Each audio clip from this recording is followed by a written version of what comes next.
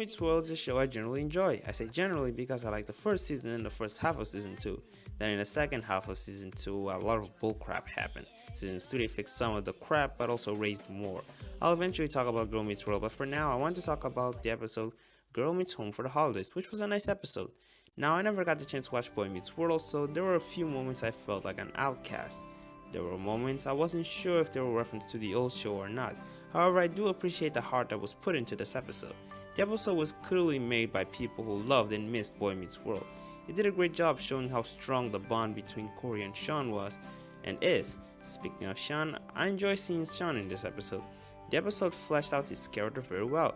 I was particularly very interested in his part of the story. Although not all of them, some of the jokes really worked here in this episode. I like those moments where they would compare Riley and Maya with Corey and Sean. My favorite funny moment was probably when Farkle showed up in Riley's window, like always, hoping to greet Riley and Maya by saying ladies, but instead finds two grown men in a girl's bedroom. Two grown men in a girl's bedroom window, and nobody thinks that's weird. Followed by that was Corey and Sean expressing how similar Farkle and his father are. It worked because I've actually seen Farkle's dad and they do indeed look freakishly alike.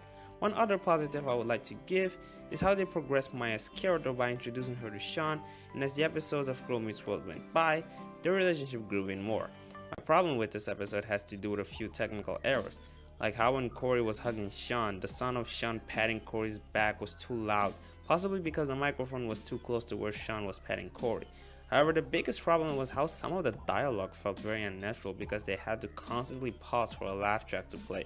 Although I wouldn't say the laugh tracks were the only ones to blame. There were a few moments that felt like the writers didn't know when to place the joke, so the conversation ended up sounding unnatural. Something else I would like to blame for the unnaturalness are the cuts to commercials and opening sequence. Like in the beginning of the episode, Corey's parents ring the bell and then they only opened the door after the opening sequence, in which they had to ring again even though Corey heard it the first time. Another moment is around the middle of the episode when Maya asks Sean why he makes Riley feel bad, and then they ignore the subject until the beginning of the second act, in which the setting was completely different. Quick side note, I wasn't very impressed with how Maya asked Sean that question. The shift of tone wasn't very progressive. Before that, they were having a comedic competition over which is the best pair of friends, followed by that with no actual connection, Maya asks why Sean makes Riley feel bad.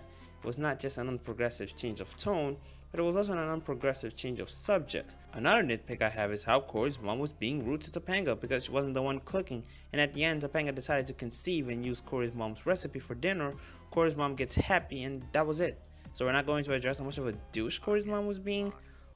Overall, I thought the episode was nice.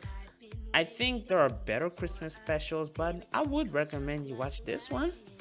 Watch it with your family and you'll most likely have a good time. Anyway, subscribe if you want to watch more of my content. I hope you guys enjoyed this video. Bye for now.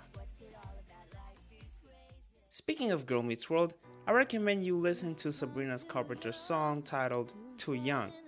You might think I'm screwing with you, and I kinda am, but I highly recommend you listen. It's a really funny song. If I'm too young to fall in love, why do you keep running?